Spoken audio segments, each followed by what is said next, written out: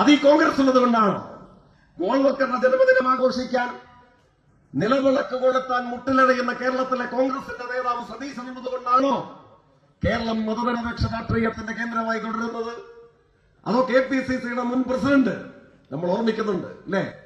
അദ്ദേഹത്തിന്റെ പ്രതികരണം എന്താണ്?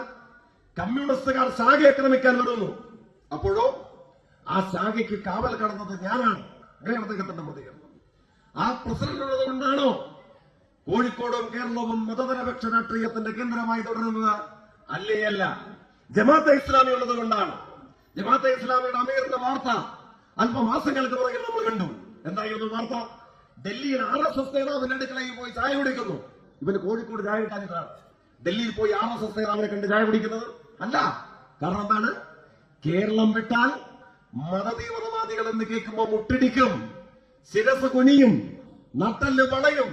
അത് ജമാഅത്തെ ഇസ്ലാമിക്ക് വരെ, SDPIക്ക് വരെ, കോൺഗ്രസിന് വരെ, മുസ്ലിം ലീഗിന് വരെ ഈ സംഘം ഉള്ളത് കൊണ്ടാണോ ഈ മതതീവ്രവാദ സംഘരാഷ്ട്രീയത്തിന് കരുത്തോടുകൂടെയുള്ള വേര് വടകരയിലും കോഴിക്കോടും കേരളത്തിലും ഉണ്ടായിട്ടും നമ്മുടെ മതനിരപേക്ഷ രാഷ്ട്രീയത്തെ പോറലേൽപ്പിക്കാൻ, സ്പർശിക്കാൻ കഴിയാതെ പോകുന്നത്?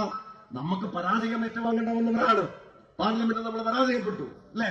20-ൽ 19 തോറ്റും. പക്ഷെ പ്രത്യേകത എന്താണ്?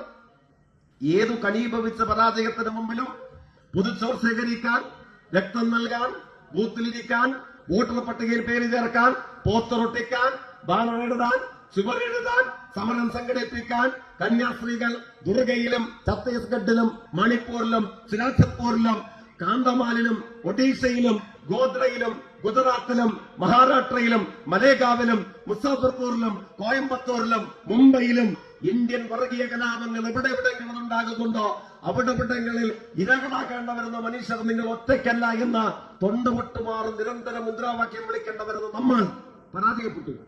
പ്രത്യേകത എന്താണ്? ഏതു പരാജയത്തിലും തോറ്റുപോകാത്ത രാഷ്ട്രീയത്തിന്റെ പതാകയുണ്ട്. അതാണ് ഡിവൈഎഫ്ഐയുടെ പ്രത്യേകത. ടാഗോറിന്റെ പ്രസിദ്ധിയാർജിച്ച കവിതയുണ്ട് സ്വാതന്ത്ര്യ സമരകാലങ്ങളിൽ. വേറെ head is high, mind is without fear. എവിടെ ശിരസ് ഉന്നതമായിരിക്കുന്നു, ഇവിടെ മനസ്സ് നിർഭയമായിരിക്കുന്നു. അങ്ങനെയാണ് ടാഗോർ പാടുന്നത്. ഏതു കനീഭവിച്ച പരാജയം ഏറ്റുവാങ്ങേണ്ട വന്നാലും ഡിവൈഎഫ്ഐയുടെ അവസാനത്തെ പ്രവർത്തകരും ആത്മാഭിമാനത്തോടുകൂടെ ലോകത്തോട് പറയാൻ കഴിയും. ഇന്ത്യൻ പ്രധാനമന്ത്രി പറഞ്ഞതെന്താണ്? ലോകത്തിലെ സബ്സെ ബഡ NGO RSS, ലോകത്തിലെ ഏറ്റവും വലിയ NGOയായി ഇന്ത്യൻ പ്രധാനമന്ത്രി പ്രഖ്യാപിച്ചിട്ടുള്ള ഇന്ത്യൻ RSSന് 5648 ശാഖയുണ്ട് വടകരയിലും കോഴിക്കോടും കേരളത്തിലും.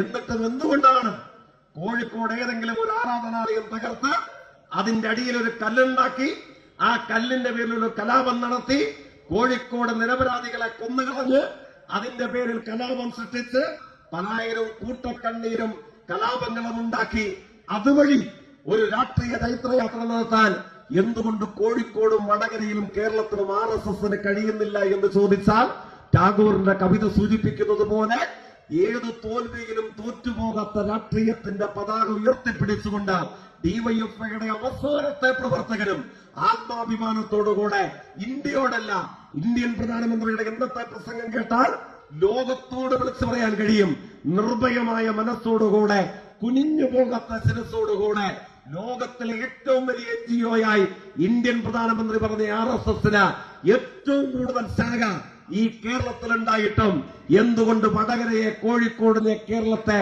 മതനിരപേക്ഷ രാഷ്ട്രീയത്തിന്റെ രോമത്തെ തൊടാൻ ഈ സംഘങ്ങൾക്ക് കഴിയുന്നില്ല എന്ന് ചോദിച്ചാൽ വടകരയിലും കോഴിക്കോടും കേരളത്തിലും 36,000-ത്തിലധികം വരുന്ന കേന്ദ്രങ്ങളിൽ ഉയർന്നു പാറിപ്പറക്കുന്ന നക്ഷത്ര ശോഭയുള്ള ശുഭ്രപതാക കേരളത്തിനും കോഴിക്കോടിനും വടകരയ്ക്കും കാവൽ നിൽക്കുന്നു എന്ന ഒറ്റ കാരണം കൊണ്ട് മാത്രമാണ് ഈ മതനിരപേക്ഷ രാഷ്ട്രീയത്തെ തകർക്കാൻ ഇന്ത്യൻ അനുഭവങ്ങളിൽ ഈ തീവ്രവാദ ശക്തികൾക്ക് കഴിയാതെ പോകുന്നത്. ആ കേരളത്തിന്റെ അനുഭവങ്ങളെയാണ് ഇന്ത്യ കാംക്ഷിക്കുന്നത്. അതുകൊണ്ടാണ് ഡിവൈഎഫ്ഐ അല്ലാത്ത, ഡിവൈഎഫ്ഐയുടെ രാഷ്ട്രീയത്തോട് വിയോജിപ്പുള്ള ഗൗരി ലങ്കേഷ് മുതൽ നരേന്ദ്ര ദബോൾക്കർ വരെ ഇന്ത്യ ഒരു കേരളമാകണം, അങ്ങനെയാണ് അവർ ആഗ്രഹിച്ചത്. ഇന്ത്യ മുഴുവൻ ഒരു കേരളമായിരുന്നുവെങ്കിൽ ആഗ്രഹിക്കുകയാണ്. നിങ്ങൾ കാണാൻ ഈ അനുഭവങ്ങളുള്ള കേരളത്തിൽ അതിന് നേതൃത്വമാകുന്ന ഡിവൈഎഫ്ഐ ഉയർത്തിപ്പിടിക്കുന്ന ഇടതുപക്ഷ രാഷ്ട്രീയത്തെ അപ്രസക്തമാക്കാൻ, ശിഥിലീകരിക്കാൻ ഏതൊക്കെ തരത്തിലുള്ള കുതന്ത്രങ്ങൾക്ക് നമ്മുടെ നാട് സാക്ഷ്യം വഹിക്കേണ്ടവരുണ്ട്. ഒറ്റ അനുഭവം കൂടെ സൂചിപ്പിച്ച് അവസാനിപ്പിക്കും. ഇപ്പൊ വയനാട് നമ്മൾ കണ്ടു, എവർ ലാർജസ്റ്റ് ഡെബ്രിസ് ഫ്ലോ. അങ്ങനെയാണ് ഡിസാസ്റ്റർ മാനേജ്മെന്റ് വയനാട് ദുരന്തത്തെ വിലയിരുത്തിയത്. അനൌദ്യോഗിക കണക്കിൽ 500 ആളുകൾക്ക് മരണപ്പെടേണ്ടതായി വന്നു, ഇല്ലേ? എത്രയാണ് കേന്ദ്ര ഗവൺമെന്റിന്റെ സഹായം? വട്ടം പൂജ്യമാണ്. 2000 കോടി രൂപയിലധികം വരുന്ന പാക്കേജ് കേരളം ആവശ്യപ്പെട്ടു. പക്ഷെയോ പ്രതികരണം ഉണ്ടായില്ല. 9 ദിവസക്കാലം മഴ പെയ്ത തമിഴ്നാടിന് 900 കോടി രൂപയുടെ സഹായം നൽകി. 6 ദിവസക്കാലം ഹിമപാതമുണ്ടായ സിക്കിമിന് 600 കോടി രൂപയുടെ സഹായം നൽകി. 33 പേർ മരണപ്പെട്ട ആന്ധ്രയ്ക്കും തെലങ്കാനയ്ക്കും 3000 കോടി രൂപയുടെ സഹായം നൽകി. ഈ അനുഭവങ്ങൾ രാജ്യത്തുണ്ടായി. പക്ഷെ കേരളത്തിലോ അനൌദ്യോഗിക കണക്കിൽ ഐക്യ കേരളത്തിലെ ചരിത്രത്തിലെ ഏറ്റവും വലിയ ദുരന്തത്തെ നേരിടേണ്ട വന്ന നമുക്ക് ഒരണാ പൈസ സഹായം നൽകിയില്ല. മരണപ്പെട്ടവരുടെ നാടായി, ദുരന്തങ്ങളിൽ തോറ്റുപോയി ദുരിതങ്ങളും തകർന്നു പോയവരുടെ നാടായി കേരളം മാറണമെന്ന ആഗ്രഹമാണ് ഈ സംഘത്തെ അറിയിച്ചത്. അവിടെ ഡിവൈഎഫ്ഐയോ ലോക യുവജന പ്രസ്ഥാനത്തിന്റെ ചരിത്രത്തിൽ ഒരു പുതുചരിത്രം നമ്മൾ എഴുതി ചേർത്തു. മണ്ണ് ചുമന്നു, കല്ല് ചുമന്നു, ആക്രിവിറക്കി, പഴകിയ പത്രക്കടലാസുകൾ ശേഖരിച്ചു, മീൻ വിറ്റു, വണ്ടിയോടിച്ചു. മനുഷ്യാധ്വാനത്തിന്റെ സമസ്ത വഴികളിലൂടെയും ഒരു സംഘടനയുടെ പ്രവർത്തകനെ ആകതയിച്ചു. ഒരണാ പൈസ റസീത് എഴുതി ഒരു മുതലാളിയുടെ കയ്യിൽ നിന്ന് 5ഉം 6ഉം അക്കമുള്ളൊരു തുക സംഭാവനയായി എഴുതി വാങ്ങാതെ യൂണിയൻ ഗവൺമെന്റും RSSും കോൺഗ്രസിന്റെ സഹായത്തോടു കൂടെ ഒറ്റുകൊടുക്കാൻ ശ്രമിച്ച വയനാടിന് വേണ്ടി നമ്മൾ കൈനീട്ടിയപ്പോഴോ മനുഷ്യത്വം വറ്റിയിട്ടില്ലാത്ത കേരളം തിരികെ നൽകിയ തുക അക്കത്തിലാക്കുമ്പോൾ അടയാളപ്പെടുത്തേണ്ടതായി വരുന്നത് 20,44,859 രൂപയ്ക്ക് മേലെയാണ്. ലോക യുവജന പ്രസ്ഥാനത്തിന്റെ ചരിത്രത്തിൽ ആദ്യമാണ്.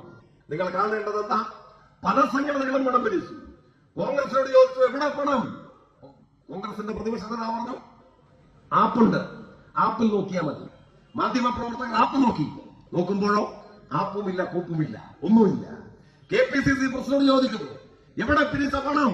അത് ഞങ്ങൾ ഉടനെ പ്രസിദ്ധീകരിക്കും. ഇപ്പൊ എവിടെ പ്രസിദ്ധീകരണം? 100 വീട് ഞങ്ങൾ നൽകും.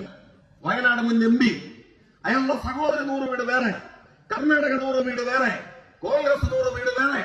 നമ്മൾ ഡിവൈഎഫ്ഐ 25 വീടാണ് ആദ്യം പറഞ്ഞത്. അപ്പുറം ഇത് കേട്ടോണ്ടിരുന്ന പ്രതിപക്ഷ നേതാവിന്റെ സന്തത സഹചാരി യൂത്ത് കോൺഗ്രസിന്റെ നേതാവ് അയാൾ പറഞ്ഞു, ഞങ്ങൾ 30. കാരണം എന്താ? നമ്മൾ 25 പറഞ്ഞു, ഇപ്പൊ യൂത്ത് കോൺഗ്രസ് 30, ഇല്ലേ?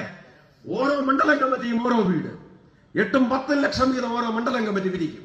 ഇപ്പോഴോ പിരിവുമില്ല, കാശുമില്ല. ആർക്ക് വീട് വെച്ച് കൊടുക്കും? ഏതെങ്കിലും ഒരു യൂത്ത് കോൺഗ്രസ് നേതാവിന് മറുപടിയുണ്ടോ? ആർക്ക് സ്ഥലം വാങ്ങിച്ചു? എത്ര പേർക്ക് കൊടുക്കും? ഏതെങ്കിലും ഒരു മറുപടിയുണ്ടോ? യൂത്ത് ലീഗ് 20 കോടിക്ക് മേലെ പിരിച്ചു എന്നാണ് പറയപ്പെടുന്നത്. നോക്കുമ്പോഴോ 40,000 മുതൽ 60,000 രൂപയ്ക്ക് വരെ കിട്ടേണ്ട തോട്ടഭൂമി 1.25 ലക്ഷം രൂപയ്ക്ക് വാങ്ങിച്ചിരിക്കുന്നു. തോട്ടഭൂമിയിൽ വീട് വെക്കാൻ കഴിയില്ല. ഇപ്പോഴല്ല, 957 കേരളം രൂപീകരിക്കപ്പെടുമ്പോൾ ഉണ്ടാകുന്ന നിയമമാണ്. എന്നിട്ടോ ലക്ഷണമൊത്ത റിയൽ എസ്റ്റേറ്റ് കച്ചവടം നടത്തിയിരിക്കുന്നു ലീഗ്. ആർക്കെങ്കിലും പ്രയാസമുണ്ടോ? കേരളത്തിലെ ഏതെങ്കിലും ഒരു മാധ്യമം ചോദിക്കുന്നുണ്ടോ? എന്നാൽ ഡിവൈഎഫ്ഐയോ നമുക്ക് ഉറപ്പുണ്ട്. ഡിവൈഎഫ്ഐയുടെ രാഷ്ട്രീയാഭിമുഖ്യം പുലർത്തുന്ന മനുഷ്യരോട് മാത്രം പണം ചോദിക്കാൻ തീരുമാനിച്ച 20 കോടിയൊന്നും ലഭിക്കാനേ പോകുന്നില്ല. ഇത് ആര് തന്നതാണ്? ഇത് കേരളത്തിലെ 3.5 കോടിയോളം പറഞ്ഞ മനുഷ്യർ തന്നതാണ്. എന്തുകൊണ്ട് ഡിവൈഎഫ്ഐക്ക് മാത്രം 20 കോടി 44 ലക്ഷം രൂപ കേരളം ഏൽപ്പിച്ചു? ഏൽപ്പിക്കുന്ന തുക ഒരു ആപ്പിലേക്കും ഒരു തോട്ടഭൂമിയിലേക്കും പോകാതെ അർഹതയുള്ള മനുഷ്യരുടെ വിയർപ്പിന്റെ പ്രതീകങ്ങളായി അന്തർദേശീയ നിലവാരമുള്ള അതിജീവന കേന്ദ്രമായി ആ തുക മാറുമെന്ന കാര്യത്തിൽ കേരളത്തിന്റെ ഉറപ്പിന്റെ പ്രതീകമായ 4 അക്ഷരമാണ് democratic youth federation of India അഥവാ ഡിവൈഎഫ്ഐ. 20 കോടി കേരളത്തിന് കൈമാറി. 408 വീടുകളിൽ 100 വീട്. ഈ സമരത്തിൽ പങ്കെടുത്ത സഖാക്കൾക്ക് നട്ടെല്ല് നിവർത്തി അഭിമാനത്തോടുകൂടെ വടകരയോടും കോഴിക്കോടിനോടും പറയാം, നമ്മൾ മീൻ വിറ്റും കല്ല് ചുമന്നും മണ്ണ് ചുമന്നും ആക്രിപെറുക്കിയും പത്രം ശേഖരിച്ചും മാലിന്യം വിറ്റും അധ്വാനിച്ചും ഡിവൈഎഫ്ഐയുടെ കയ്യിലേൽപ്പിച്ച 20 കോടിയിൽ 100 വീട്, 418-ൽ 100 വീട് ആ ഡിവൈഎഫ്ഐക്ക് നിങ്ങൾ നൽകിയ സംഭാവനയാണ് എന്ന അഭിമാനത്തോടുകൂടെ അന്തസ്സോടുകൂടെ കേരളത്തോട് നാടിനോട് വിളിച്ചു പറയാൻ വേണ്ടി കഴിയും. അവിടെയാണ് രാഷ്ട്രീയത്തെ നിങ്ങൾ വിലയിരുത്തേണ്ടത്. യൂത്ത് കോൺഗ്രസിന് കൊടുത്ത പണം എവിടെ? ആരുടെ അക്കൗണ്ടിൽ പോയി? കോൺഗ്രസിന് കൊടുത്ത പണം എവിടെ? ലീഗിന് കൊടുത്ത പണം എവിടെ? ഇതാണ് പ്രത്യേകത എന്ന് പറയുന്നത്. ഈ അനുഭവങ്ങളാണ് രാഷ്ട്രീയത്തിൽ നമ്മൾ കാണേണ്ടത്. ജനങ്ങളുടെ വിശ്വാസ്യത ഏറ്റുവാങ്ങി നൈതികതയോടുകൂടെ രാഷ്ട്രീയത്തിൽ ഇടപെടാനും അതിനെ മുമ്പോട്ടേക്ക് നയിക്കാനും ആർക്ക് കഴിയുന്നു? അക്ഷരാർത്ഥത്തിൽ അഭിമാനകരമായ നേട്ടങ്ങളിലൂടെയാണ് അതുകൊണ്ട് കേരളം മുമ്പോട്ടേക്ക് പോകുന്നത്. കേരളം ആഗ്രഹിക്കുന്ന ഈ നേട്ടങ്ങളെ സംബന്ധിച്ച് ചർച്ച ചെയ്താലോ? അത് ചർച്ച ചെയ്താൽ ഇടതുപക്ഷ തുടർഭരണത്തിന്റെ അമംബുര യാത്രയ്ക്ക് കേരളം സാക്ഷ്യം വഹിക്കേണ്ടതായി വരും. രണ്ട് കാഴ്ചകൾ കൂടെ പറഞ്ഞ് അവസാനിപ്പിക്കുന്നു. ഇപ്പൊ സാധാരണഗതിയിൽ മൈഗ്രേഷനെയൊക്കെ സംബന്ധിച്ച് വലിയ ചർച്ച ഉയർന്നു വരുന്നുണ്ട്. ഇപ്പോഴും പശ്ചാത്തല സൗകര്യ വികസനത്തെ കീഴ്മേൽ മറിച്ച അനുഭവങ്ങളുമായി കേരളം മുമ്പോട്ടേക്ക് പോകുകയാണ്. ദേശീയപാത അതിന്റെ പണിയുടെ ചില പ്രതിസന്ധികളൊക്കെ നമ്മൾ നേരിടുന്നുണ്ട്. അത് യാഥാർത്ഥ്യമാണ്, ഇല്ലെന്നുള്ളതല്ല. പക്ഷെയോ 2026 എത്തുമ്പോൾ ദേശീയപാത 6 മണിക്കൂർ കൊണ്ട് തിരുവനന്തപുരത്ത് നിന്ന് കാസർഗോഡ് യാത്ര ചെയ്യാൻ കഴിയുന്നത് കേരളത്തിൽ യാഥാർത്ഥ്യമായി പൂർത്തീകരിക്കപ്പെടുകയാണ്. മലയോര ഹൈവേ 59% പണി പൂർത്തീകരിക്കുന്നു. തീരദേശ ഹൈവേ 64% പണി പൂർത്തീകരിക്കുന്നു. കാസർഗോഡ് ബേക്കലിൽ നിന്ന് ബോട്ടിൽ കയറിയാൽ തിരുവനന്തപുരത്ത് പൂവാറിൽ ബോട്ടിറങ്ങാൻ കഴിയുന്ന ദേശീയ ജനപാത 64% പണി പൂർത്തീകരിക്കുന്നു. കൊച്ചിയിൽ വാട്ടർ മെട്രോ നെടുമ്പാശ്ശേരി വിമാനത്താവളത്തിലേക്ക് എത്താൻ വേണ്ടി പോവുകയാണ്. കൊച്ചി മെട്രോ തൃപ്പൂണിത്തുറയിൽ ഇൻഫോ പാർക്കിലേക്ക് 3ാം ഘട്ടം. ഈ ഗവൺമെന്റുകളെ ചരിത്രം വിലയിരുത്തുക എങ്ങനെയാണ്? മാർക്സിസ്റ്റുകാരുടെ വാക്ക് കടമെടുത്ത പശ്ചാത്തല സൗകര്യ വികസനത്തിന്റെ അടിത്തറയും മേൽക്കൂരയും പുതുക്കിപ്പെടുന്ന ഗവൺമെന്റുകൾ ആ നിലയിലായിരിക്കും 2016-26 വിലയിരുത്തുക. ഞാനത് സൂചിപ്പിച്ചത് ഒരൊറ്റ വാചകം എന്ന് അവസാനിപ്പിക്കാനാണ്. IBMന്റെ senior vice president Dinesh Nirmal അല്പ ദിവസങ്ങൾക്ക് മുതലാണ് ടൈംസ് ഓഫ് ഇന്ത്യക്ക് അഭിമുഖം നൽകി. ആ അഭിമുഖത്തിന്റെ ലീഡ് വാചകം എന്ന് പറയുന്നത് മൈഗ്രേഷനല്ല, US-ഉം UK-യും കാനഡയും ഓസ്ട്രേലിയയും ജർമ്മനിയും ന്യൂസിലാൻഡും എന്ന് വേണ്ട വിദേശ യൂറോപ്യൻ രാജ്യങ്ങളിലേക്കുള്ള മലയാളികളുടെ കുടിയേറ്റമല്ല, മറിച്ച് കമ്മ്യൂണിസ്റ്റ് പാർട്ടികളുടെ അഭിമുഖ്യമില്ലാത്ത IBMന്റെ ഇന്ത്യയിലെ സീനിയർ വൈസ് പ്രസിഡന്റ് പ്രൊഫഷണലായ ദിനേശ് നിർമ്മൽ പറയുന്നത് reverse migration is going to happen in Kerala എന്നുള്ളതാണ്. Reverse brain drain is going to happen in Kerala എന്നുള്ളതാണ്. കുടിയേറ്റമല്ല, കുടിയേറ്റത്തിന് പകരം കേരളത്തെ തിരക്കി കേരളത്തിലേക്ക് പ്രതിഭാശാലികളായ ഉദ്യോഗാർത്ഥികൾ മടങ്ങിയെത്തുന്ന, തിരികെ വരുന്ന റിവേഴ്സ് മൈഗ്രേഷൻ കേരളത്തിൽ സാധ്യമാകാൻ പോകുന്നു. റിവേഴ്സ് ബ്രെയിൻ ഡ്രെയിൻ ലോകമെമ്പാടും പ്രതിഭകൾ കോഴിക്കോടിനെയും കേരളത്തെയും തിരക്കി കേരളത്തിലേക്ക് വരുന്ന അനുഭവങ്ങൾ കേരളത്തിൽ സംഭവിക്കാൻ വേണ്ടി പോകുന്നു. അതിന്റെ തുടർച്ചയാണ് കുറഞ്ഞ സമയം കൊണ്ട് കൂടുതൽ ദൂരം എത്താൻ കഴിയുന്ന ഈ ഉപരിഗതാഗത സംവിധാനങ്ങൾ ഉണ്ടാകുമ്പോഴോ കിംസിന്റെ ഡയറക്ടർ പറഞ്ഞ വാചകം കാസർഗോഡ് മുതൽ തിരുവനന്തപുരം വരെ കേരളം ഒരു ഒറ്റ നഗരമാണെന്നുള്ളതാണ്. കർണാടകയിൽ ബാംഗ്ലൂർ ഉണ്ടാകും, ആന്ധ്രയിലോ തെലങ്കാനയിലോ ചെന്നാൽ ഹൈദരാബാദോ വിശാഖപട്ടണമോ ഉണ്ടാകും. ബാക്കി റൂറൽ അർബൻ അസമത്വത്തിന്റെ അതിഭീകരതയാണ്, ഗ്രാമനഗരങ്ങളുടെ അസമത്വത്തിന്റെ അതിഭീകരതയാണ് ഇന്ത്യ നേരിടുന്ന വെല്ലുവിളി. കാസർഗോഡ് ദേശീയപാതയുടെ യാത്ര ആരംഭിച്ച തിരുവനന്തപുരത്ത് അവസാനിക്കുമ്പോഴോ കാസർഗോഡ് മുതൽ തിരുവനന്തപുരം വരെ ഒരൊറ്റ നഗരം. കാരണം എന്താണ്? ഇന്ത്യയിൽ ഗ്രാമനഗര വ്യത്യാസം ഏറ്റവും കുറവുള്ള, അസമത്വം ഏറ്റവും കുറവുള്ള ഒരൊറ്റ നഗരമാണ് കേരളം എന്ന് പറയുന്നത്. ആ സൗകര്യങ്ങളിലൂടെ വരുമ്പോഴോ അവിടെയാണ് നമ്മൾ കാണുന്നത് വ്യാവസായിക സൗഹാർദ്ദത്തിൽ 28ആയിരുന്ന കേരളം, അവിടെയാണ് കേരളം ഏറ്റവും പുറകിൽ. ഈസ് ഓഫ് ഡൂയിങ് ബിസിനസ്സിൽ 28ആയിരുന്ന കേരളം ഇന്ന് നമ്മൾ ഒത്തുചേരുമ്പോ ഇന്ത്യയിൽ 1ാം സ്ഥാനത്താണ്. വ്യവസായ മന്ത്രിയുടെ വാക്ക് കടമെടുത്ത മുമ്പ് കേരളത്തിന് പുറകിലാരും ഉണ്ടായിരുന്നില്ല. ഇപ്പൊ നമ്മൾ ഒത്തുചേരുമ്പോഴോ കേരളത്തിന് മുമ്പിലാരുമില്ല, നമ്മളാണ് 1ാം സ്ഥാനത്ത്. IBM മുതൽ D-Space വരെ MSC എന്ന മെഡിറ്ററേനിയൻ ഷിപ്പിംഗ് കമ്പനി 2 ആഴ്ച മുമ്പ് ഇറക്കിയ ട്രാൻസ്ലേഷൻസ്, അതിന്റെ ലീഡ് വാചകം വിഴിഞ്ഞം തുറമുഖത്തെ സംബന്ധിച്ചാണ്. MSCയുടെ അഭ്യർത്ഥന we would like to adopt വിഴിഞ്ഞം എന്നുള്ളതാണ്. ഞങ്ങൾക്ക് വിഴിഞ്ഞത്തെ ദത്തെടുക്കാൻ ആഗ്രഹമുണ്ട്. ഒന്നാലോചിച്ച് നോക്ക്, ഈ അനുഭവങ്ങളിലൂടെ കേരളം കടന്നു പോകുകയാണ്. ഇത് വേണ്ട വിധം കേരളത്തിൽ ചർച്ച ചെയ്യപ്പെട്ടാലോ എവിടെ തൊഴിലെന്ന മുദ്രാവാക്യം DYFIക്ക് കേരളത്തിൽ ഒഴികെ ബാക്കി ഉയർത്തേണ്ട അനുഭവങ്ങളിലേക്ക് വരികയില്ല. കാരണം ലോകമെമ്പാടും കുട്ടികൾ ഏത് കമ്പനിയിലേക്ക് ഏത് സൗകര്യങ്ങൾക്ക് വേണ്ടി കുടിയേറുന്നോ ആ സൗകര്യങ്ങൾ ഒന്നടങ്കം കേരളത്തിലേക്ക് വരാൻ ക്യൂ നിൽക്കുന്ന പശ്ചാത്തല സൗകര്യ വികസനം കീഴ്മേൽ നിറഞ്ഞ അനുഭവങ്ങളിലൂടെ കേരളം മുന്നോട്ട് പോകുകയാണ്. അന്തർദേശീയ കമ്പനികൾ, മൾട്ടിനാഷണൽ കമ്പനികൾ, ടെക് ഭീമന്മാർ, ഫുഡ് രംഗത്തെ വലിയ കമ്പനികൾ, മെഡിറ്ററേനിയൻ ഷിപ്പിംഗ് കമ്പനി പോലെയുള്ള ലോകത്തിലെ ഏറ്റവും വലിയ കപ്പൽ കമ്പനികൾ, ഇവരൊക്കെയാണ് ഇന്ന് കേരളത്തിലേക്ക് വന്നുകൊണ്ടിരിക്കുന്നത്. അക്ഷരാർത്ഥത്തിൽ തൊഴിൽ പ്രശ്നത്തെ ബദൽ സാധ്യമാണ്, there is an alternative എന്ന അർത്ഥപൂർണമായ വാചകത്തോട് കടപിടിക്കുന്നതും ഇന്ത്യ നേരിടുന്ന പ്രശ്നങ്ങൾക്ക് കേരളത്തിന് പ്രായോഗിക മറുപടിയുണ്ട് എന്ന് ചൂണ്ടിക്കാണിക്കാൻ കഴിയുന്ന രാഷ്ട്രീയ ബദലിന്റെ കരുത്തുമായിട്ടാണ് കേരളം മുമ്പോട്ടേക്ക് പോകുന്നത്. നിങ്ങൾക്ക് ഡിവൈഎഫ്ഐയോട് വിയോജിപ്പുണ്ടായിരിക്കാം. ഡിവൈഎഫ്ഐ ഉയർത്തുന്ന സുചിന്തിതമായ രാഷ്ട്രീയ നിലപാടുകളോട് അഭിപ്രായ വ്യത്യാസവും വിമർശനവും ഉണ്ടായിരിക്കാം. അത് അവരവരുടെ കാര്യം. പക്ഷെ പ്രത്യേകത എന്താണ്? ഒരു ഛത്തീസ്ഗഡ് ആകാത്ത കോഴിക്കോട്, ഒരു ദുർഗാജയിൽ ആവർത്തിക്കാത്ത വടകര, മതവിശ്വാസികൾക്ക് ആൾക്കൂട്ടമർദ്ദനം നിരന്തരം ഏറ്റുവാങ്ങേണ്ട വരുന്ന ഒഡീഷയുടെ, മണിപ്പൂരിന്റെ, കാന്തമാലിന്റെ, ചുരാചന്ദ്പൂരിന്റെ, ഗുജറാത്തിന്റെ, ഗോദ്രയുടെ, ബെസ്റ്റ് ബേക്കറിയുടെ, ഫത്തേപൂർ സിക്രിയുടെ, മധുരയുടെ ഒക്കെ അനുഭവങ്ങൾ എന്തുകൊണ്ട് വടകരയിലും കോഴിക്കോടും കേരളത്തിലും ഉണ്ടാകുന്നില്ല? ഞാൻ ആമുഖമായി മുമ്പ് സൂചിപ്പിച്ചതുപോലെ പ്രൗഢഗംഭീരമായ ഒരു മതനിരപേക്ഷ രാഷ്ട്രീയം തുന്നിച്ചേർത്ത കുപ്പായം എന്നതുപോലെ കേരളത്തിന് ഒരു ആവരണമായിട്ടുണ്ട്. അതുകൊണ്ടാണോ അതിങ്ങനെ തലമുറ കൈമാറി മുതുമുത്തശ്ശന്മാർ മുത്തശ്ശിമാർ വഴി അങ്ങനെ കൈമാറി വന്ന എന്തെങ്കിലും ഒന്നാണോ കേരളത്തിന്റെ പ്രൗഢോജ്വലമായ രാഷ്ട്രീയ അനുഭവം? ആണോ? ഒന്ന് പരിശോധിച്ചു നോക്ക്. എന്തുകൊണ്ട് ഇന്ത്യൻ അനുഭവങ്ങളിൽ നിന്ന് കേരളം വ്യത്യസ്തമായി വ്യതിരിക്തമായ രാഷ്ട്രീയ സ്വച്ഛന്തതയുടെ ഒരിടമാണ് എന്ന കത്തോലിക്ക സഭയുടെ മുഖപത്രമായ ദീപികയ്ക്ക് ഛത്തീസ്ഗഡിന്റെയും ഒഡീഷയുടെയും അനുഭവങ്ങളുടെ നടുവിൽ നിന്നുകൊണ്ട് കേരളത്തിലെ ഇടതുപക്ഷ ഗവൺമെന്റിനെ വിമർശിക്കാൻ പലരും മുമ്പിൽ നിൽക്കുന്ന കത്തോലിക്ക സഭയുടെ അനുഭവങ്ങൾക്ക് മുഖപത്രമായ ദീപികയ്ക്ക് ഇപ്പോഴും കേരളമാണ് ഞങ്ങളുടെ ഏക സുരക്ഷിത ഇടം എന്തുകൊണ്ട് എഴുതേണ്ടതായി വരുന്നു? കോൺഗ്രസ് ഉള്ളതുകൊണ്ടാണ്, മുസ്ലിം ലീഗ് ഉള്ളതുകൊണ്ടാണ്, ജമാഅത്തെ ഇസ്ലാമി ഉള്ളതുകൊണ്ടാണ്, SDP ഉള്ളതുകൊണ്ടാണ്.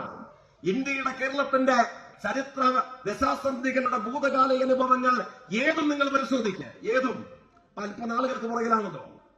എനിക്കൊന്ന് ഒരു 1.5 മാസമായിട്ടുണ്ടാവുള്ളൂ. അധ്യാപകരുടെ കാല് കഴിച്ചു. കാസർഗോഡ് ജില്ലയിലെ ഒരു സ്കൂള്, അതിന്റെ തുടർച്ചയിൽ സംഘപരിവാർ ആഭിമുഖ്യമുള്ള മറ്റ് സ്കൂളുകൾ. അപ്പൊ ആ സംവാദത്തിലേക്ക് പൊതുവിൽ മാധ്യമങ്ങൾ, സാമൂഹ്യ മാധ്യമങ്ങൾ കടന്നപ്പോഴോ RSS ആഭിമുഖ്യമുള്ളവർ പറഞ്ഞു കുട്ടികൾ അധ്യാപകരുടെ കാല് കഴിച്ചു. അതിലെന്താണ്? അത് ചരിത്രത്തിലുള്ളതാണ്, പ്രൗഢഗംഭീരമായ പാരമ്പര്യമാണ്. ഇതായിരുന്നു പറഞ്ഞത്. അപകടപൂർണമായി രാഷ്ട്രീയ നിരപേക്ഷമായി ചരിത്രത്തെ വിലയിരുത്തുന്ന മനസ്സുണ്ടോ? അങ്ങനെയുണ്ടല്ലോ.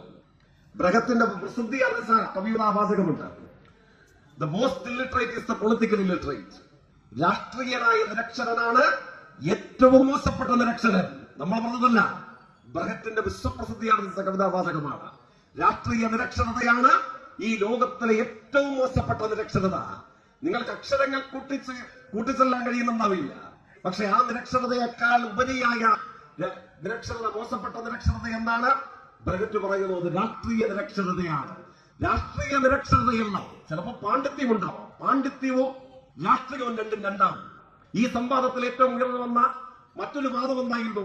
പല ആളുകളും പറഞ്ഞു കേരളത്തിൽ എന്തുകൊണ്ട് ഇത് ആവർത്തിക്കപ്പെടുന്നില്ല. അപ്പൊ ഞാൻ നോക്കുമ്പോഴുണ്ട് ഒരു സംവാദത്തിൽ കത്തോലിക്ക കോൺഗ്രസിന്റെ നേതാവായ ബഹുമാനിയായ ഒരു വൈദികൻ എന്ന് പറയുന്നു, അത് ഞങ്ങൾ സ്കൂളൊക്കെ സ്ഥാപിച്ചു, അപ്പോഴോ അതുകൊണ്ട് കേരളത്തിൽ എല്ലാവർക്കും വിദ്യാഭ്യാസം ലഭിച്ചു, അപ്പോഴോ സാക്ഷരതയുള്ള സമൂഹം ഉണ്ടായി, അതുകൊണ്ട് കേരളത്തിൽ വർഗീയതയില്ല. നോക്കുമ്പോഴുണ്ട് അതേ ദിവസം ആ സംവാദത്തിൽ പങ്കെടുത്തുകൊണ്ടിരുന്ന മാന്യൻ പറയുന്ന ആ വാചകങ്ങളുടെ തത്സമയ സംപ്രേഷണത്തിന് ചുവട്ടിലൂടെ പോകുന്ന സ്ക്രോൾ ന്യൂസ് എന്ന് പറയുന്നത് ജ്ഞാനസഭയിൽ ഈ കോഴിക്കോട് ജില്ലയ്ക്ക് അപ്പുറമുള്ള കാലിക്കറ്റ് സർവകലാശാലയുടെ വൈസ് ചാൻസലർ പങ്കെടുക്കുന്നു എന്നതാണ്.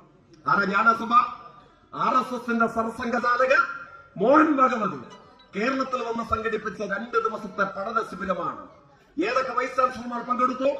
കേരള സർവകലാശാലയുടെ വൈസ് ചാൻസലറായ ഡോക്ടർ മോഹനൻ കുന്നുമ്പേൽ, കോഴിക്കോട് സർവകലാശാലയിൽ കോൺഗ്രസ് അധ്യാപക സംഘടനയുടെ നേതാവായ ഇപ്പോഴത്തെ വൈസ് ചാൻസലർ, കുഫോസിന്റെ വൈസ് ചാൻസലർ, അങ്ങനെ കേരളത്തിലെ 4 സർവകലാശാലയുടെ പാണ്ഡിത്യത്തിന്റെ ഉന്നത ശൃംഖലകൾ താണ്ടിക്കേറിയ PhDയും PDFും കഴിഞ്ഞാൽ മറ്റെന്തെങ്കിലും ബിരുദങ്ങളുണ്ടോ അതൊക്കെ അവകാശപ്പെടാൻ കഴിയുന്ന കേരളത്തിലെ സർവകലാശാലയുടെ തലപ്പൊക്കമുള്ള പല തലവന്മാരും RSS നേതാവിന്റെ ശിബിരത്തിൽ പങ്കെടുക്കുകയാണ്. വിദ്യാഭ്യാസം കുറവായിട്ടാണോ? സാക്ഷരത കുറവായിട്ടാണോ? നമ്മളെക്കാളൊക്കെ എത്രയോ ബിരുദങ്ങളുടെ മൂടുപടങ്ങളും അതിന്റെ ചരിത്ര പാണ്ഡിത്യങ്ങളും ആഴവും പരപ്പും ഒക്കെ ഉള്ളവരാണ്. അവിടെയാണ് നമ്മൾ തിരിച്ചറിയുന്നത് സാക്ഷരതയും രാഷ്ട്രീയവും രണ്ടും രണ്ടാണ്. നിങ്ങൾക്ക് സാക്ഷരതയുണ്ടാകില്ല, പക്ഷെ അതുകൊണ്ട് നിങ്ങൾ വർഗീയവാദിയാകണമെന്നില്ല. ഞാനത് സൂചിപ്പിക്കാൻ കാരണം എന്താണ്? ഈ അനുഭവങ്ങൾ കേരളത്തിൽ ഉണ്ടാകാത്തത് കേരളത്തിന്റെ സാക്ഷരതയുള്ളതുകൊണ്ടാണ്. കേരളത്തിന്റെ ചരിത്രം അധ്യാപകരുടെ കാല് കഴുകുന്ന ആ പ്രാമാണികമായ അല്ലെങ്കിൽ ആഘോഷിക്കപ്പെടേണ്ട ആ ചരിത്രമുള്ള നാടാണോ? കേരളം എന്ന് പറയുന്നത്. എത്രയും അനുഭവങ്ങളുണ്ട്, ഞാൻ വിശദാംശങ്ങളിലേക്ക് പോകുന്നില്ല. ഒരു നൂറ്റാണ്ടിന് പുറകിൽ കേരളം കണ്ട രാഷ്ട്രീയ കാഴ്ച എന്താണ്? 5 വയസ്സുള്ള നിസ്വവർഗത്തിലെ കുടുംബത്തിലെ പെൺകുട്ടി കയറിയിരുന്ന് പഠിച്ചു എന്ന ഒറ്റ കാരണത്താൽ സ്കൂൾ കത്തിച്ചു കളഞ്ഞു. യുപിയിലല്ല, ബീഹാറിലല്ല, നിരക്ഷരതയുടെ പര്യായമായിട്ടുള്ള മറ്റേതെങ്കിലും ഇന്ത്യൻ സംസ്ഥാനത്തല്ല. സാക്ഷരതയുടെ വെളിച്ചം ശിരസിൽ ചൂടുന്ന വൈലോപ്പിള്ളിയുടെ കവിതാവാചകം നമ്മുടെ ഓർമ്മയിലുണ്ടാകും. ശിരസിൽ വെളിച്ചം ചൂടിയ തലമുറകൾ, സാക്ഷരതയുടെ വെളിച്ചം നിറയെ തലയിൽ ചൂടുന്ന നമ്മുടെ കേരളത്തിൽ ഒരു നൂറ്റാണ്ട് മുമ്പ് 5 വയസ്സുള്ള പെൺകുട്ടി അയ്യൻകാളിയുടെ വിരൽത്തുമ്പിൽ വിരലുകൾ കോർത്ത് കയറിയിരുന്നു പഠിച്ചു എന്ന ഒറ്റ കാരണത്താൽ സ്കൂൾ കത്തിച്ചു കളഞ്ഞ പാരമ്പര്യമുള്ള നാട് ഈ കേരളമാണ്. അതാണ് ചരിത്രം, ഇതാണ് പാരമ്പര്യം. വിവേകാനന്ദൻ 100 ആണ്ടുകൾക്ക് മുമ്പ് ഷൊർണൂരിൽ വരുന്നു, അല്ലെ? ഇപ്പൊ ഭ്രാന്താലയം എന്ന പ്രയോഗത്തെ സംബന്ധിച്ച് ചർച്ചയുണ്ട്, അതുകൊണ്ട് അതിലേക്ക് പോകുന്നില്ല. ലുനാറ്റിക് അസൈലം, കാലിക്കറ്റ് സർവകലാശാലയുടെ മുൻ വൈസ് ചാൻസലറായിരുന്ന പ്രൊഫസർ KKM കുറുപ്പിന്റെ പുസ്തകം, അതിൽ പറയുന്ന ഒരു പ്രയോഗം, ഭ്രാന്തന്മാരുടെ അഭയകേന്ദ്രമായി മലബാർ, ഐക്യകേരള ഇല്ല, മലബാർ മാറിയിരിക്കുന്നു. അന്ന് പറയാൻ പ്രേരിപ്പിച്ചു എന്ന് കരുതപ്പെടുന്ന സംഭവം എന്താണ്? 17 വയസ്സുള്ള ചെറുപ്പക്കാരന്റെ കൊലപാതകമാണ്. പേര് ശിവരാമൻ, ഈഴവ സമുദായ അംഗമാണ്. എന്തായിരുന്നു കാരണം? സവർണ ബ്രാഹ്മണ നേതാവിന്റെ കടയിൽ പോയി പുളിച്ചത എന്ന വാക്കിന് പകരം ഉപ്പ് എന്ന വാക്കുച്ചരിക്കുന്നു. അബ്രാഹ്മണ സമുദായങ്ങൾക്ക് ആർക്കും ഉപ്പ് എന്ന വാക്കുച്ചരിക്കാൻ അവകാശമില്ലാതിരുന്ന ചരിത്രമുള്ള മണ്ണാണ് കേരളം. Within quotation. എന്താ കേരളത്തിന്റെ ചരിത്രം?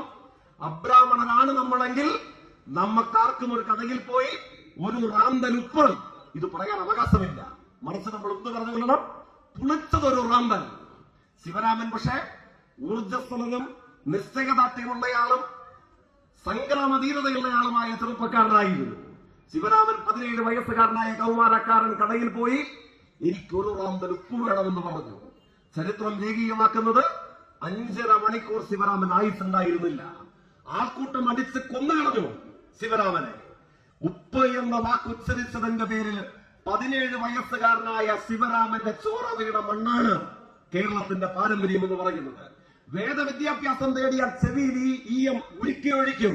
അതായിരുന്നു കേരളത്തിന്റെ ചരിത്രം, അതായിരുന്നു ഇന്ത്യയുടെ ചരിത്രം. 5 വയസ്സുള്ള നിസ്വവർഗത്തിലെ പെൺകുട്ടി ക്ലാസ്സിൽ കയറിയിരുന്ന് പഠിച്ചാൽ ക്ലാസ് കത്തിച്ച് ചാമ്പലാക്കും. 2025 ആ കേരളം ഇന്ത്യൻ സാക്ഷരതയുടെ ഉത്തമ ശൃംഖങ്ങൾ നടന്നു കയറിയ സാക്ഷരതയുടെ ഏറ്റവും ഇന്ത്യൻ പ്രതീകമായ സംസ്ഥാനമാണ്. ആ സംസ്ഥാനത്തെ കുറിച്ച് കോഴിക്കോട് IIMന്റെ ഡയറക്ടർ ദ ന്യൂ ഇന്ത്യൻ എക്സ്പ്രസിന് അഭിമുഖം കൊടുത്തപ്പോൾ പറഞ്ഞു, 2 മാസങ്ങൾക്ക് പുറകിലാണ് ഇന്ത്യൻ എക്സ്പ്രസിന്റെ അഭിമുഖത്തിൽ കോഴിക്കോട് IIMന്റെ ഡയറക്ടർ ഡോക്ടർ ദേബാശിസ് ചാറ്റർജി ഡിവൈഎഫ്ഐയുടെ പ്രവർത്തകരല്ല, ഇടതുപക്ഷ രാഷ്ട്രീയത്തോട് യാതൊരു ആഭിമുഖ്യവുമില്ല, ഇന്ത്യയിലെ ഏറ്റവും മിടുമിടുക്കന്മാർ പഠിക്കുന്ന കോഴിക്കോട് ഇന്ത്യൻ ഇൻസ്റ്റിറ്റ്യൂട്ട് ഓഫ് മാനേജ്മെന്റിന്റെ ഡയറക്ടറായ പശ്ചിമ ബംഗാൾ സ്വദേശിയായിട്ടുള്ള ദേബാശിസ് ചാറ്റർജിയുടെ ഒന്നാമത്തെ പ്രതികരണം, don't try to confuse me, the education system of Kerala shall be compare with northern Europe എന്നുള്ളതാണ്. അയാൾ പറയുന്നത് എന്താണ്? എന്നെ നിങ്ങൾ തെറ്റിദ്ധരിപ്പിക്കാൻ ശ്രമിക്കരുത്. കേരളത്തിന്റെ വിദ്യാഭ്യാസ രംഗം സമീകരിക്കേണ്ടത്, താരതമ്യം ചെയ്യേണ്ടത് ഇന്ത്യൻ സംസ്ഥാനങ്ങളോടല്ല, മറിച്ച് യൂറോപ്പുമായിട്ടാണ്. പറഞ്ഞത് CPIMന്റെ ഡിവൈഎഫ്ഐയുടെ നേതാക്കന്മാരല്ല. ഇപ്പോഴും കോഴിക്കോടിന്റെ ഡയറക്ടർ IIMന്റെ ഡയറക്ടർ സ്ഥാനത്തിരിക്കുന്ന കൽക്കട്ട സ്വദേശിയായ ഡോക്ടർ ദേബാശിസ് ചാറ്റർജിയാണ്. ഞാനത് സൂചിപ്പിക്കാൻ കാരണം ഈ ചരിത്രമായിരുന്നു കേരളത്തിന്റേത്, ഈ പാരമ്പര്യമായിരുന്നു കേരളത്തിന്റേത്. തട്ടിത്തെറിപ്പിച്ചതാണ്, പോരടിച്ച് നടുവൊടിച്ച് തൂത്തെറിഞ്ഞതാണ് ആ അശ്ലീലമായ ചരിത്രത്തെ, ആ അശ്ലീലമായ ആചാരങ്ങളെ, ആ അശ്ലീലമായ പാരമ്പര്യത്തെ. അങ്ങനെ തൂത്തെറിഞ്ഞപ്പോൾ ഉയർന്നു വന്നതാണ് ഇന്നു കാണുന്ന മതനിരപേക്ഷ രാഷ്ട്രീയത്തിന്റെ കേന്ദ്രമായ ഇന്ത്യൻ രാഷ്ട്രീയത്തിന്റെ അനുഭവങ്ങളിൽ ബദൽ നയങ്ങളുടെ ഒരു കാട്. ചെറിയ നാടല്ല കേരളം, കൊച്ചു കേരളം നമ്മൾ പറയാറുണ്ട്. രാഷ്ട്രീയമായ തെറ്റായ പ്രയോഗമാണ്. കൊച്ചു കേരളമല്ല, ഒരു പ്രതീക്ഷയുടെ വലിപ്പമുള്ള കാടായി നിറഞ്ഞു കത്തുന്ന കേരളം ഇത് തൂത്തെറിഞ്ഞപ്പോൾ ഉയർന്നുദിച്ചു വന്നതാണ്, കൈപിടിച്ചാലയിച്ചതാണ്. അപ്പോൾ ഒരു തെറ്റിദ്ധാരണയും വേണ്ടതില്ല. ഇത് വടകരയിലും കോഴിക്കോടും കേരളത്തിലും ഞങ്ങളുടെ മുതുമുത്തശ്ശന്മാർ മുത്തശ്ശിമാർ വഴി, തായ് വഴി, തന്ത വഴി തലമുറ കൈമാറി കേരളത്തിന് മാത്രം ഒരു മതനിരപേക്ഷ ബദൽ രാഷ്ട്രീയത്തിന്റെ പ്രൗഢഗംഭീരമായ കിരീടം നമുക്കിങ്ങനെ തലമുറയായി അണിഞ്ഞു വന്നതല്ല. എല്ലാ ഇന്ത്യൻ പ്രതിലോമകതകളുടെയും അർത്ഥപൂർണമായ അനുഭവങ്ങൾ ശിരസിൽ ചൂടിയ നാട് തന്നെയായിരുന്നു കേരളം. ONVയുടെ ജീവചരിത്രം അതിന്റെ പ്രതീകമാണ്. 91 കലാകൗമുദിയിലെ ആത്മകഥ കുറിപ്പ് പ്രസിദ്ധീകരിക്കുമ്പോൾ ONV പറയുന്നു, 948 ജനുവരി 30 ഗാന്ധി കൊല ചെയ്യപ്പെട്ട ഒരു ദിവസം ONV പ്രീ ഡിഗ്രി വിദ്യാർത്ഥിയാണ്, യൂണിവേഴ്സിറ്റി കോളേജ്. ചെല്ലുമ്പോൾ ഉണ്ടാകുന്ന അനുഭവം എന്താണ്? കടകൾ അടച്ച് തമ്പാനൂർ ബസ് സ്റ്റാൻഡിന്റെ സമീപത്തേക്ക് ചെല്ലുമ്പോ ബസ് സ്റ്റാൻഡിന് പുറകിലുള്ള ഏറ്റവും വലിയ വീട്ടിൽ നിന്ന് വാദ്യമേള ഘോഷങ്ങൾ, മധുരപലകാര വിതരണം. ONV സംഘവും പറഞ്ഞു, ഇവർ അറിഞ്ഞിട്ടുണ്ടാകില്ല ഗാന്ധി വെടിയേറ്റ് കൊല്ലപ്പെട്ടത്. ONV ആണ് ചെന്ന് പറയുന്നത്. ഓൾ ഇന്ത്യ റേഡിയോയിലൂടെ നെഹ്റുവിന്റെ വാചകത്തെ ONV ഓർമ്മിച്ച് എഴുതുന്നുണ്ട്. The light has gone out of our lives. ഇൻസ്റ്റാഗ്രാമും വാട്സാപ്പും യൂട്യൂബും ഒന്നുമുള്ള കാലമല്ല. നെഹ്റു ഓൾ ഇന്ത്യ റേഡിയോയിലൂടെ ഗദ്ഗതകണ്ഠനായി പറയുന്നു, ഇന്ത്യയുടെ വെളിച്ചം നമ്മുടെ ജീവിതങ്ങളിൽ നിന്നേക്കുമായി കെട്ടുപോയിരിക്കുന്നു.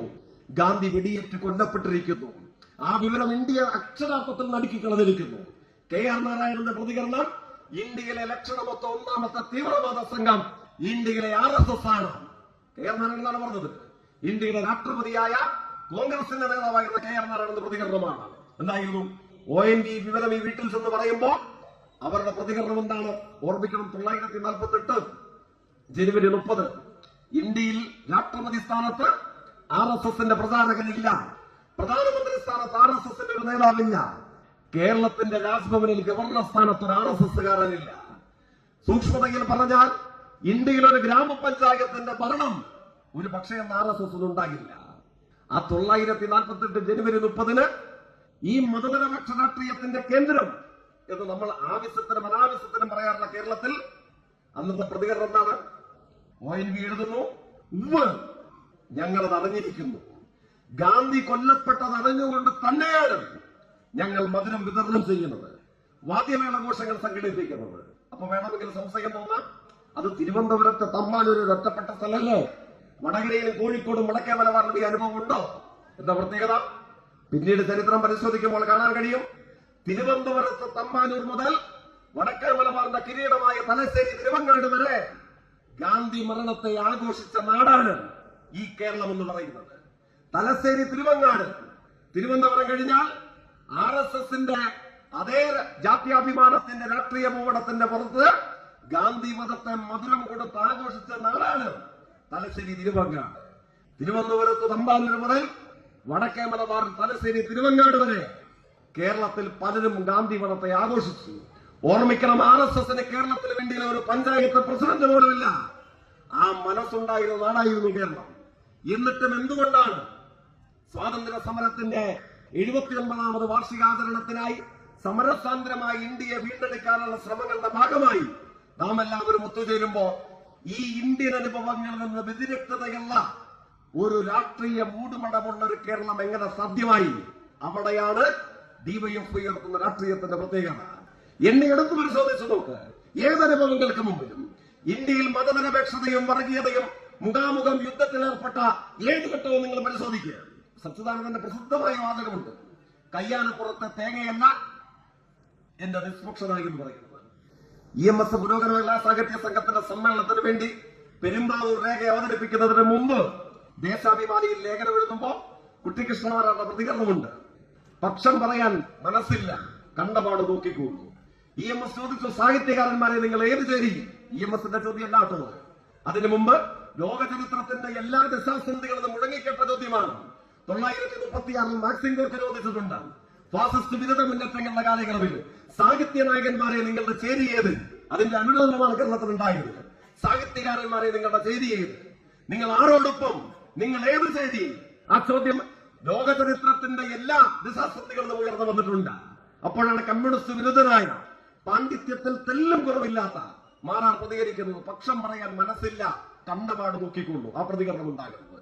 ഇത് സൂചിപ്പിക്കാൻ കാരണം ഇന്ത്യൻ അനുഭവങ്ങളിൽ സ്ഥലനാമങ്ങൾ ഏതുമാവട്ടെ, നമ്മൾ കേൾക്കുന്ന ഏത് പ്രതിസന്ധിയുടെയും അപ്പുറവും ഇപ്പുറവും നിൽക്കുന്നത് വർഗീയതയും മതനിരപേക്ഷതയുമാണ്. അത് കേരളത്തിലെ രാജ്ഭവനാവട്ടെ, കാലിക്കറ്റ് സർവകലാശാലയാകട്ടെ, ഛത്തീസ്ഗഡ് ദുർഗാ ജയിലാകട്ടെ, ഇന്ത്യൻ പൊതുമേഖലാ സ്ഥാപനങ്ങളെ സ്വകാര്യവൽക്കരിക്കുന്നതാകട്ടെ, ഏത് പ്രശ്നത്തിന്റെ രണ്ടറ്റങ്ങളിലും ഒരറ്റത്ത് വർഗീയതയും മറ്റൊരറ്റത്ത് മതനിരപേക്ഷതയുമാണ്. വർഗീയതയും മതനിരപേക്ഷതയും ഏറ്റുമുട്ടുമ്പോൾ നിങ്ങൾ ആരോടൊപ്പം? നിങ്ങളുടെ ചേരിയേത്? നിങ്ങളുടെ പക്ഷമേത്? അതാണ് ഏറ്റവും സുപ്രധാനമായ ചോദ്യം എന്ന് പറയുന്നത്.